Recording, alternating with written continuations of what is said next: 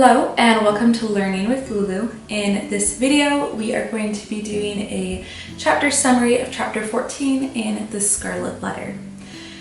So chapter 14 is where we see Hester actually asking Chillingworth to stop being a fiend and stop tormenting Reverend Dimmesdale. Now, just as a refresher, Chillingworth is the doctor tending to Dimmesdale, who is frequently unwell, always clutching at his heart. Chillingworth is Hester's husband, had disappeared for, I believe, at least a year, if not a couple of years. Everyone presumed him dead, but he did come back. Just so happens on the day that Hester was being publicly shamed for having a child with someone not her husband, even though her husband was dead, or presumed dead. Anyway, comment your thoughts on that. And he says, you need to promise me that you're not going to reveal my identity. I'm going to go around as Roger Chillingworth. And she says, okay, I'll keep that. I'll make this oath to you. And so that is Chillingworth. And then Reverend Dimmesdale is Hester's lover, Pearl's father, also the Reverend of the community, and he is not known for his part in that whole affair. And he is the spotless, holy man that the community loves. Meanwhile, they ostracize Hester, who is the woman who had the child. So Chillingworth is taking his revenge on Dimmesdale by, I would almost say, like psychologically torturing him. And Dimmesdale doesn't have really logical things to point at to say, oh, Chillingworth is tormenting me. So he just kind of suffers through it. So Hester and Pearl are walking along a beach and they see Chillingworth, and he is gathering herbs, searching out things most likely to make medicines out of. Hester wants to tell him, stop tormenting Dimmesdale, so she approaches him. Before she approaches him, she does kind of say like, oh, Pearl, go off and play. And Pearl does, and Pearl sees her reflection in the water and thinks it's someone that she can try and play with, so she's trying to reach out to this reflection of herself, but then she sees her feet in the water and realizes that, it's her reflection. And she just kind of starts to engage in play on the beach. Hester sends Pearl off. She approaches Chillingworth and he greets her, and it says that he kind of has what we would call like a smirk, and he says, I'm hearing a lot of positive, a lot of really good conversation about you lately. So much so that the town fathers are even talking about you and saying, you know what, I think maybe she shouldn't have to wear the Scarlet letter anymore. And Hester's not really welcoming to his, I would say, false congeniality, his false friendliness. It's almost a little bit of a tease, I would say, the way he says it.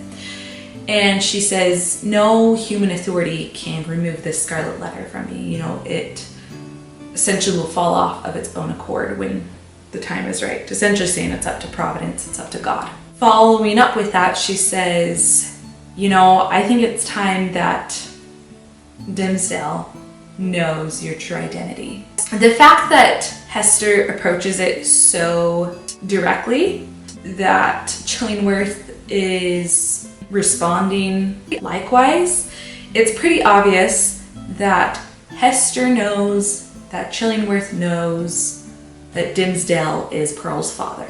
They don't even address it or say, do you know this, in this conversation. It's perhaps obvious to Hester that Chillingworth knows because of the way he's treating Dimmesdale, and I think she knows he wouldn't be treating anyone else in town that way unless that was his revenge for her loving this other person instead of him. That is an unspoken in this chapter, but a very apparent knowledge. Chillingworth, it says that a change has come to his face. I feel like it has said this a couple of times, but especially now, it's like he's just so full of loathing and contempt, and his desire for revenge in torturing this person that he feels has wronged him is so all-consuming that it has changed him into this form of evil. as the book would put it. You know, if we're speaking in terms of good and evil. In that moment, it's almost like he can feel his physical, perhaps like even just a physical expression or the feelings in his heart. And it's almost like he has a moment of wakefulness, of consciousness, of recognizing in himself how twisted and like spiritually deformed he's become. And he becomes aware of it for a moment. And he thinks back to when he used to be this very kind-hearted, only wanting the best for others, bookworm, scholar.